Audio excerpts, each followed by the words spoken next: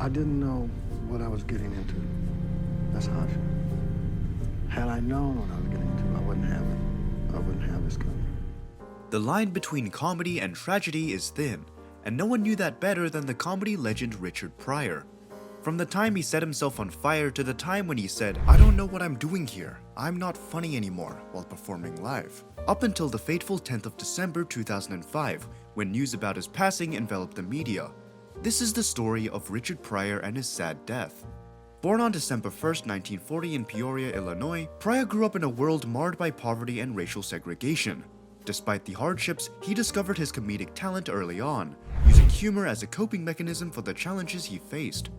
In the early 1950s and the early 1960s, Pryor embarked on his journey into the world of stand-up comedy, leaving behind the familiar city of Peoria in the pursuit of his dreams. He honed his craft in small clubs and theaters, drawing inspiration from mentors like Red Fox and Paul Mooney, who recognized his potential and encouraged him to embrace his unique voice and comedic style. As Pryor's star began to rise, he found himself confronting both internal and external obstacles. Struggles with addiction and self-destructive behavior threatened to derail his career, while societal pressures and expectations placed additional burdens on his shoulders. All of this came crashing down on him when he decided to do the unthinkable.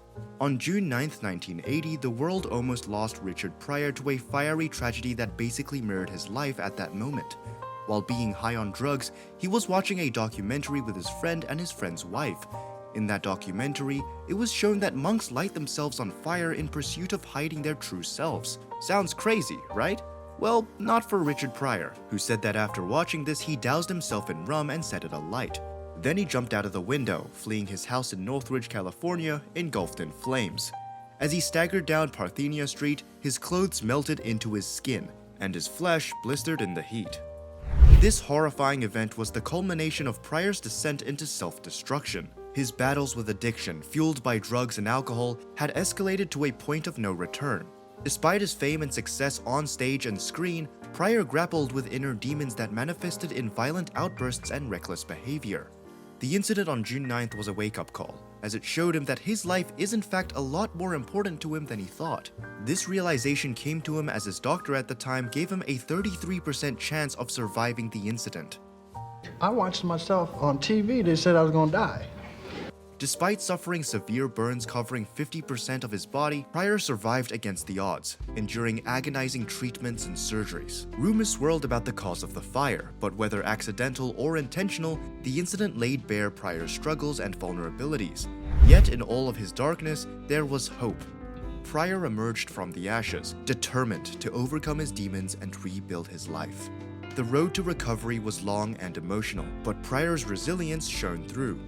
With the support of loved ones and the determination to confront his inner demons, he set his mind on healing his body and soul, hoping to achieve the redemption in the end. It's safe to say that his near-death experience served as a turning point in his life. One can say that it was a moment of reckoning that propelled him toward a path of sobriety and self-discovery. Though scarred by the fire, Pryor came back stronger, his spirit unbroken, and that can be confirmed by listening to him after the incident. As we said, this man knows the thin line between tragedy and comedy. He was cracking jokes left, right, and center, comparing himself to a match lit on fire. This showed that Pryor would remain resilient, using his platform to address issues of race, politics, and social injustice, using his humor and multiple platforms as weapons. But everyone has their prime, and unfortunately, this incident was a bit too much for him. The signs that Pryor's best days were behind him were soon to appear. Richard Pryor's Live on the Sunset Strip, made in 1982, was the first recorded show after his return to stand-up comedy, 18 months after the fire. This immediately showed something that could be described as his decline. Although the provocative honestly still shone through and the funny routines were occasionally brilliant, it was safe to say that some of his energy had been replaced with doubt and caution. He was a little less agile, less sure of himself. He avoided using the N-word, but that was something the people watching him didn't like, while it's safe to say that the aversion toward that word was a serious step up in every other aspect. Speaking of stepping up, it's your turn. Make sure to hit that subscribe button and subscribe to our channel for more amazing stories. Let's get back to it. His long-awaited routine of setting himself ablaze turned out to be one of the show's high points, but in a remarkably candid interlude, a comedian admits to the audience that he knows he was better and funnier when he was hungry, when he wasn't the Hollywood hotshot. And this isn't just a throwaway comment, as it was not only somewhat true, but it also had a deeper meaning and a story behind it. On the first night of the show in December 1981, Pryor actually abandoned the stage of the Hollywood Palladium halfway through the act, announcing, "I don't know what I'm doing here. I'm not funny anymore." Leaving the bewildered audience behind, he locked himself in his trailer and wouldn't come out. He had to be goaded into resuming the show the following evening. Things went more smoothly that time, and judicious editing ensured that not too much of Pryor's uncertainty dragged down the show, but the experience left the comedian somewhat shaken. Despite this, Live on the Sunset Strip earned almost twice what it cost to make in its first 3 days of release. Another interesting fact is that Pryor was signed up as the comic relief in Superman 3, the one from 1983, for an unprecedented $4 million, a million more than Christopher Reeve was getting for playing the caped superhero himself. You heard that right, this man was making more money than before, but he wasn't feeling as excited about his career as he felt before. During numerous interviews, he kept saying that the old him died that day in 1980, and that this is a new Richard Pryor. This version of himself is a lot less crazy, meaning that he's a lot less funny in his eyes as well. He was still a star, but with time passing by, he was getting less and less recognition. Actors like Eddie Murphy were at the forefront for African American comedians turned actors back then, but unfortunately, Richard's time as the main man was seemingly up. Pryor's health worsened in the 90s. He managed to make a couple of TV appearances and turned up for a suitably offbeat chair-bound cameo in David Lynch's Lost Highway in 1966. Not only that, but he published an autobiography and later remarried one of his ex-wives, Jennifer Lee.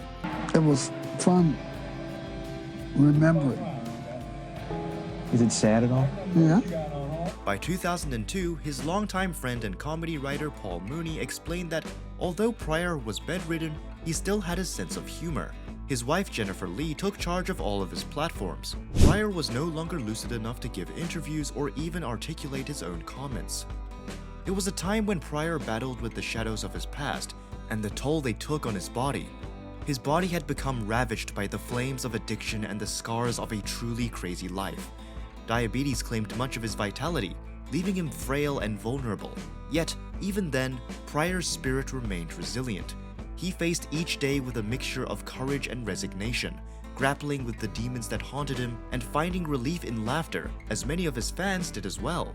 It was a somber afternoon on December 10, 2005, when the news broke that Richard Pryor had passed away. He had a third heart attack at his house in Los Angeles.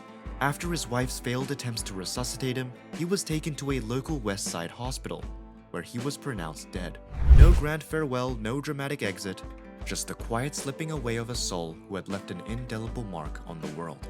Richard Pryor passed from this world with the same grace and humility in which he had lived, as a man of contradictions, complexities, and a boundless talent. Though his voice may have been silenced, it still echoes through time, making us laugh even today.